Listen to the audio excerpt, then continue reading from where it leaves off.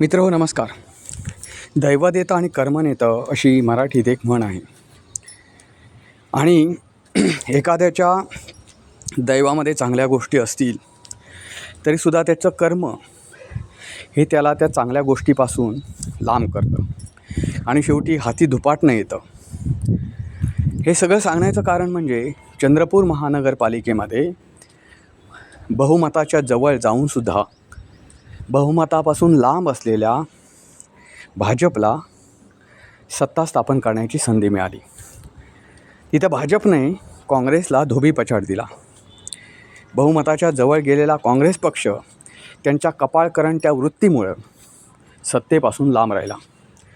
जाणून घेऊया चंद्रपूरमध्ये काय राजकारण नेमकं घडलं. मित्र नमस्कार. एका नवीन व्हिडिओमध्ये तुम्हा सर्वांचं स्वागत. तुम्ही पाहताय विचार मोती. मित्र हो, चंद्रपूर महानगरपालिकेमध्ये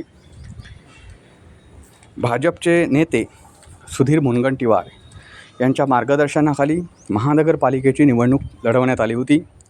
मात्र या ठिकाणी सुधीर मुनगंटीवार यांच्या भाजपला फार काही यश मिळवता आलं नाही. यावेळी सुधीर मुनगंटीवार यांनी पक्षश्रेष्ठींवर अनेक आरोप केले की मला एकटं टाकण्यात आलं, मला पक्षाची म्हणावी तशी साथ मिळाली नाही वगैरे वगैरे. सध्या चंद्रपूर महानगरपालिकेमध्ये पक्षीय बलाबल असं आहे. एकूण जागा आहेत 66. या महानगरपालिकेमध्ये काँग्रेस हा सर्वात मोठा पक्ष ठरलेला आहे 27 जागा जिंकून. काँग्रेसची निवडणूकपूर्व आघाडी असलेल्या जनविकास सेनेला 3 जागा मिळालेल्या आहेत. भाजपला 23, शिंदे सेनेला 1, उद्धव सेनेला 6, वंचितला 2, बसपाला 1, अपक्षला 2 जे काँग्रेस बंडखोर होते आणि MIMला 1. म्हणजे बघा मित्रांनो, आपण जर पक्षीय गणित मांडायचं झालं तर काँग्रेसच्या 27 जागा, त्यांनी निवडणूकपूर्व आघाडी ज्याच्याशी केली होती त्या जनविकास सेनेला 3 जागा, अशा 30 जागा झाल्या. आणि उद्धव ठाकरे हे सुद्धा काँग्रेसबरोबर जाण्याच्या तयारीत होते. त्यांच्या 6 जागा म्हणजे 36 जागांचं संख्याबळ हे काँग्रेस जमा करू शकली असती आणि बहुमताला पाहिजे 34 जागा. मात्र तरीसुद्धा या ठिकाणी काँग्रेसचा महापौर बसू शकला नाही. मित्र हो, 2 दिवसापूर्वी झालेल्या या निवडणुकीत ठाकरे गटाने भाजपला अचानक पाठिंबा दिल्यामुळे भाजपने सत्ता स्थापन केली आहे. काँग्रेसला यामुळे मोठा धक्का बसलेला आहे. भाजपच्या संगीता कांडेकर या चंद्रपूरच्या महापौर झालेल्या आहेत. तर ठाकरे गटाचे प्रशांत दानव हे उपमहापौर झाले आहेत. उपमहापौर पदासाठी झालेल्या मतदानात काँग्रेस समर्थित जनविकास सेनेच्या उमेदवार पप्पू देशमुख आणि भाजप समर्थित शिवसेना ठाकरे गटाचे उमेदवार प्रशांत दानव यांना समसमान 32 मतं मिळाली. मात्र ईश्वर चिठ्ठीनं ठाकरे गटानं विजय मिळवला. या सगळ्यानंतर ठाकरे गटाचे 6 नगरसेवक आणि जिल्हाप्रमुख, ठाकरे गटाचे जिल्हाप्रमुख संदीप गिऱ्हे यांनी उद्धव ठाकरे यांना अंधारात ठेवून परस्पर भाजपला जवळ केल्याचं राजकीय वर्तुळात बोललं जातं आहे. मित्र, काही असलं तरी गेल्या काही दिवसांपासून म्हणजे ज्यावेळी चंद्रपूर महानगरपालिकेचे निकाल जाहीर झाले तिथपासून ही निवडणूक गाजते आहे. ती याच्यासाठी की काँग्रेसमध्ये असलेली सुंदोपसंती. या ठिकाणी सरळ 2 गट पडलेले आहेत काँग्रेसमध्ये. एक विजय वडेट्टीवार यांचा, तर दुसरा तिथे काँग्रेसच्या खासदार असलेल्या धानोरकर यांचा. हे दोन्ही गट विरोधी पक्षांमध्ये जेवढं दुफळी नसते एवढी या 2 गटांमध्ये दुफळी होती. तरीसुद्धा या ठिकाणी पक्षश्रेष्ठींनी लक्ष घातलं, काँग्रेसच्या पक्षश्रेष्ठींनी लक्ष घातलं, दोन्ही गटांना समजावलं आणि दोन्ही गट पक्षश्रेष्ठींच्या इच्छेखातर का होईना एकत्र आल्याचं वरवर दाखवत होते. त्यानंतर महापौर धानोरकर मॅडम निवडणार असा निर्णय झाला होता. मात्र ह्या सगळ्या गोष्टी वरकरणी होत्या. प्रत्यक्षात दोघांनाही पक्षाची काही तमा नव्हती, पक्षाच्या यशाची तमा नव्हती, असंच या संपूर्ण गोष्टीवरून दिसून येते. ज्यावेळी चंद्रपूर महानगरपालिकेचे निकाल जाहीर झाले त्यानंतर उद्धव ठाकरे गट हा किंगमेकर होता हे निश्चित. मात्र मोठा पक्ष असलेल्या काँग्रेसला बहुमताच्या जवळ जाऊनसुद्धा सत्ता स्थापन करता आली नाही. महत्त्वाचं म्हणजे काँग्रेस पक्षासमोर उद्धव सेनेनं प्रस्ताव ठेवला होता. उद्धव सेनेचे 6 आणि मगाशी मी गणितं मांडली, उद्धव सेनेच्या 6 नगरसेवकांच्या बळावर अगदी सत्ता स्थापन करणं हे काँग्रेसला सहज शक्य होतं. मात्र काँग्रेस सत्ता स्थापन करत नाही, काँग्रेसमध्ये दुफळी आहे हे जाणून भाजपने उद्धव ठाकरेंच्या सेनेसमोर एक प्रस्ताव ठेवला. त्यानुसार पहिले 6.25 वर्ष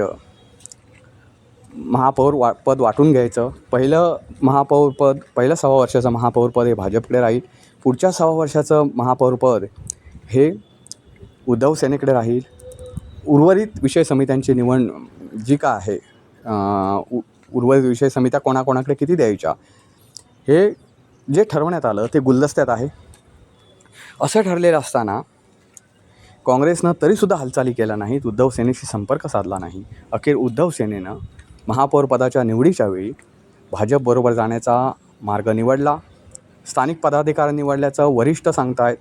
पण मला सांगा, ज्या गोष्टी मीडियामध्ये चर्चेल्या जातात, ज्या गोष्टी अक्षरशः अख्ख्या महाराष्ट्रातल्या कानाकोपऱ्यात पोहोचल्या, त्या उद्धव सेनेच्या पदाधिकाऱ्यांपर्यंत पोहोचू नयेत, वरिष्ठांपर्यंत पोहोचू नयेत, ही खूप शोकांतिका आहे असं म्हणावं लागेल.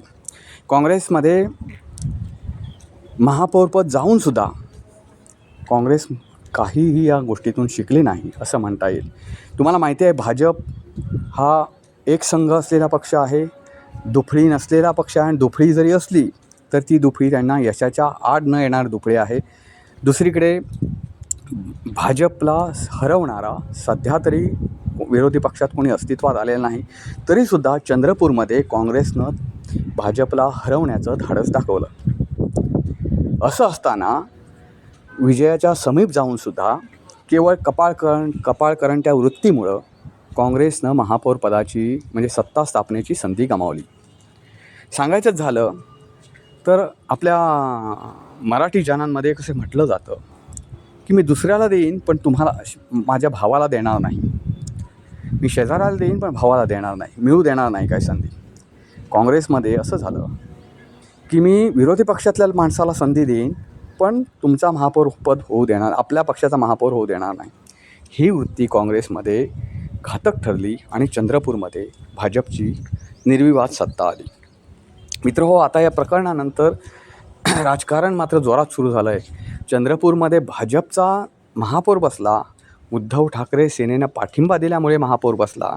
ही गोष्ट सगळी घडल्यानंतर अंबादास दानवे असतील, उद्धव सेनेचे नेते, नेहमी बडबडे उद्धव सेनेचे नेते असलेले संजय राऊत, त्यांना नंतर गोष्टी कळल्या.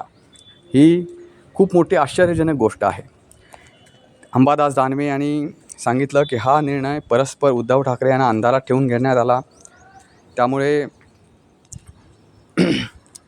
त्यांच्यावर संबंधितांवर ज्यांनी हा निर्णय घेतला त्या संबंधित स्थानिक नेत्यांवर कारवाई केली जाईल असं अंबादास दानवे यांनी म्हटलं आहे.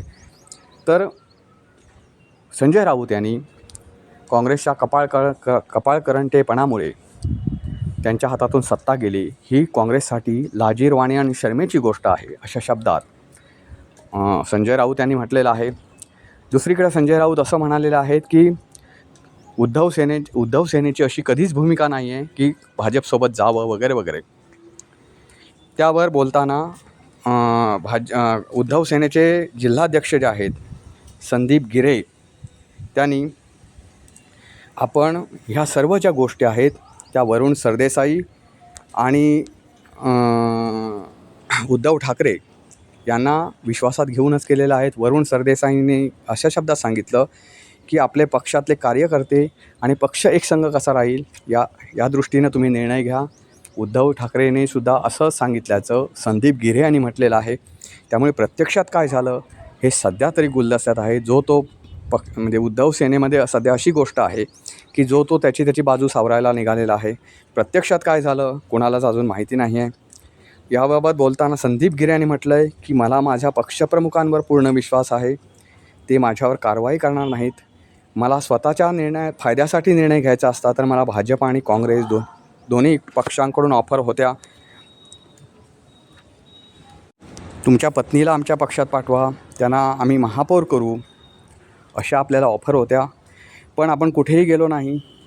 आपली पत्नी महापौर झाली तर ती उद्धव ठाकरेंच्या पक्षातूनच होईल असं मी ठरवलेलं होतं. त्यामुळे मी उद्धव ठाकरे यांच्याशी गद्दारी करू शकत नाही असे त्यांनी म्हटलेलं आहे.